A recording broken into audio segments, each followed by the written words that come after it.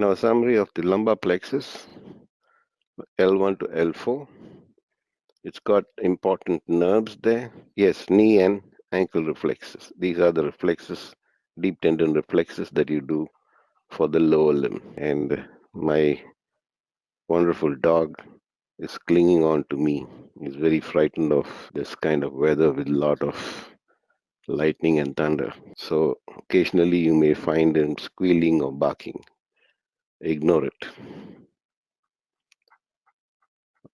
Okay, let's look at these nerves. The main nerves in this lumbar plexus are the femoral nerve, the obturator nerve. The other nerves include iliohypogastric ilioinguinal, the genitofemoral, and the lateral cutaneous nerve of the thigh. Occasionally, you may have an accessory obturator nerve.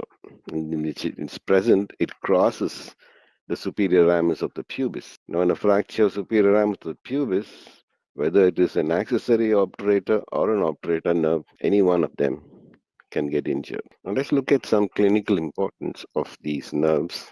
This is a brief summary of the course, the iliohypogastric and ilioinguinal nerves. The iliohypogastric comes from the upper part of the lumbar plexus and travels into the substance of the psoas major and emerges from the lateral border of the psoas major. You can see the nerves on this side without the psoas, and you can see the nerves over here with the psoas. So the ilioinguinal, ilioepigastric, they come around here, they wind around the trunk, and then they pass in the neurovascular plane that is between the transversus abdominis and the internal oblique. So as they come to the lateral part of the trunk, they come superficial. They supply the muscles of the trunk, the external, internal, and transversus abdominis, and come down. So ilioinguinal nerve supplies the skin around the inguinal region. And you can see that ilioinguinal nerve actually passes. Here you can see in this. I hope you can see because there's a white. You just put a marker. So this the ilioinguinal nerve. So that enters the inguinal canal and comes out of the superficial ring. So that actually pierces the roof of the inguinal canal and comes out and supplies a small area descending down to the front of the genitals and supplies the skin over the anterior half of the scrotum, apart from the muscles it supplies here. Iliohypogastric is the one that is above, so that comes around and supplies the skin over the pubis. And there you see a nerve that pierces the psoas and runs along the anterior border, and that divides into two branches. The one lateral that is going here is the femoral branch, which comes out to supply the skin over the femoral triangle. Now, this, mind you, this is a sensory nerve. The other branch, called the genital branch, that uh, enters the deep ring and passes through the canal and then comes down into the along the spermatic cord to supply a muscle here called the cremasteric muscle, which is a part of the internal oblique. Now, by striking the medial side of the thigh, there would be a cremasteric reflex, which is a superficial reflex that is tested for the segments of L1 and L2 and L3 here. Then comes another major nerve which you don't see here. It runs posterior to the psoas major, and then that comes out deep down into the thigh under the inguinal ligament into the thigh as the femoral nerve. So that you see there, that's the femoral nerve. It runs down and it lies between the two big muscles, the psoas and the iliacus, outside the femoral sheath. This is the obturator nerve, L234. So that it also lies very deep, runs along the sacroiliac joint, in front of the sacroiliac joint. So any inflammation of the sacroiliac joint can cause inflammation of this. Now this goes down in the obturator groove and enters the medial side of the thigh, as you can see here, supplies the adductors, namely the three big adductors, the gracilis and the pectineus, and also supplies the skin as cutaneous on the medial side of the thigh. So in patients who've got sacroiliitis or inflammation of the joint, sacroiliac joint, or even pelvic inflammatory diseases in females. It can irritate this nerve, and there will be referred pain, which is felt on the medial side of the thigh and around the knee. So that is in general all these nerves. One more nerve we have not mentioned here, and that is the lateral cutaneous nerve of the thigh that you see there. This is a cutaneous nerve, as the name implies. It supplies the lateral side of the thigh, and it so happens that this nerve passes through a very thin gap between the inguinal ligament and the bony anterior superior iliac spine. So in by passing through that, it can get compressed when this ligament presses against the bone, and that is felt as kind of a altered sensations of pain on the lateral side of the thigh. Looking at this diagram, I've just told you all that is written in the text here. You don't have to, you can refer the books if you're not able to read all this in one shot. You just listen to what I just told you, then it's better understood. Let me just explain the whole thing once again. So L1, L2 will give off the ilioinguinal and iliohypogastric. Hypogastric is the one that is above. Ilioinguinal is the one that's below. Hypogastric runs along the sides of the trunk in the neurovascular plane between internal oblique and transverse abdominis and becomes superficial above the pubis and supplies the skin above the pubis. Ilioinguinal, on the other hand, runs in those muscular layers. It doesn't become superficial until it comes out of the superficial inguinal ring. So it pierces the roof of the inguinal canal and passes through the canal and comes out of the superficial inguinal ring. Then you have the lateral cutaneous nerve of the thigh. What you see here, it is supplying the lateral side of the thigh, the skin. So that runs actually between the inguinal ligament and the aces. So that can cause pain along the lateral side of the thigh. I'll tell you what is that. There's a condition. And this nerve is the nerve that pierces through and through. All these nerves pierce the psoas. So the psoas is, if the psoas is inflamed, for instance, if there's an abscess that runs from the thoracic vertebra, it will run down through the psoas all the way down and present itself in front of the inguinal, below the inguinal ligament, in front of the upper part of the thigh, over the femoral triangle. So in that case, or a hematoma of the psoas, they can all affect the nerves, and all these nerves can be affected in this case. So that's the genitofemoral nerve, which divides into two branches, a lateral and a medial.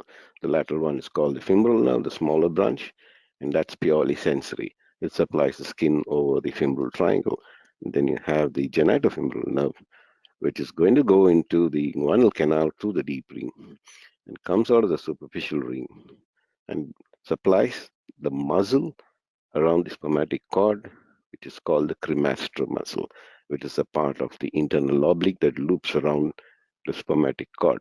So by stroking the thigh, on medial side of the thigh or the anterior part of the thigh, you can get the testis going up into the scrotum because of the contractions of the cremaster muscle. That's called the cremasteric reflex. It's a superficial reflex.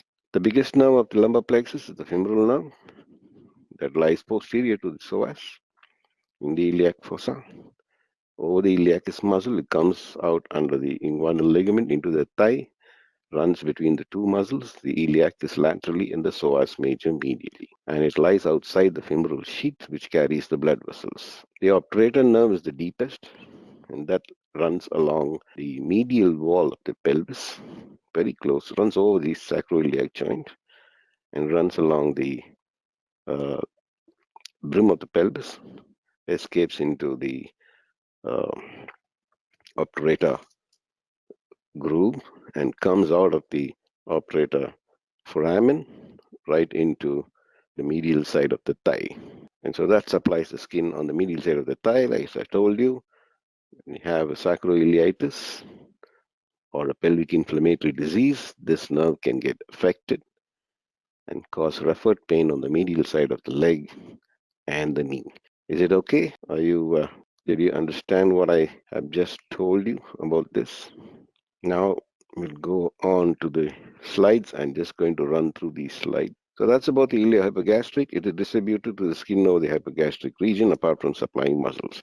Ilioinguinal, it supplies the skin of the mons pubis and the labia majus in the female. So anterior part of this scrotum, in case they're doing a, let's say, a hydrocele or something like that. It's not enough if you try to anesthetize only the ilioinguinal nerve, because the posterior part of the scrotum gets its nerve from the sacral plexus, the posterior scrotal nerve. So in that case, what they do a lumbar puncture and put the anesthesia at that level between the spines of L3 and L4.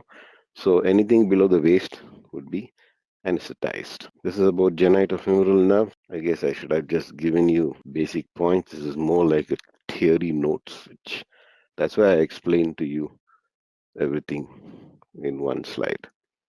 The lateral cutaneous nerve, an obturator nerve, and the femoral nerve. Femoral nerve has got one long saphenous nerve that starts off in the femoral triangle and runs all the way deep in the thigh. So it doesn't supply the skin over the thigh.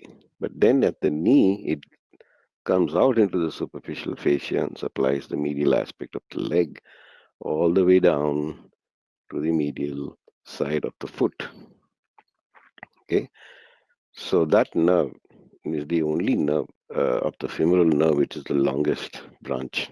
And there you see the femoral anatomy. These are the nerve blocks that are done. Nerve blocks are given in the course of the saphenous nerve to remove the portion of the great saphenous vein for bypass, coronary bypass. So what they do is they take a portion of the vein and they turn it inside out so that the valves would be outside and will not cause obstruction when they do a CABG, which is coronary artery bypass graft. I told you about the saphenous nerve. Okay, if there's any injury to the femoral nerve, there would be loss of patellar reflex because the quadriceps would have got damaged. Paralyzed because of the nerve damage.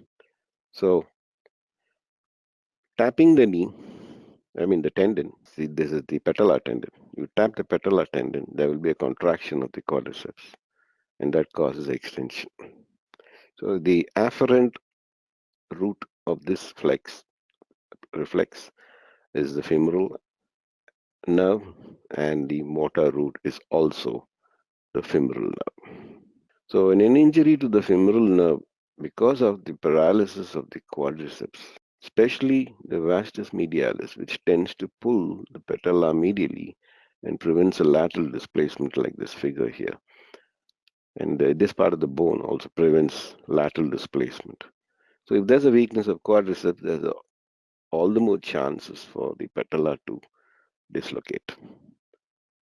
So long-standing weakness in the quadriceps following a surgery, mostly around the region of the hip, may stretch the femoral nerve and may cause weakness of the quadriceps, giving rise to a patellar femoral dislocation. The obturator nerve supplies the adductors, all these muscles, and also supplies the skin on the medial side of the thigh. So in an fracture of the superior ramus of the pubis, like you see here, there would be injury to the obturator nerve.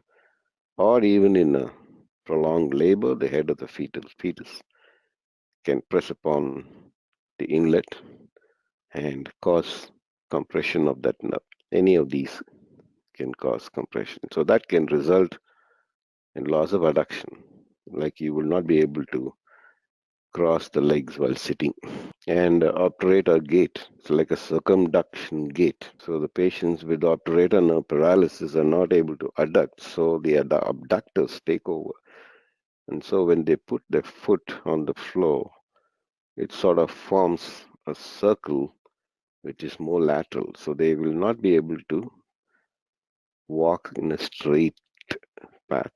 Rather, the foot is lifted up and circumducted and brought to the front. So that is a kind of a gait that occurs, which is sometimes referred to as a waddling gait.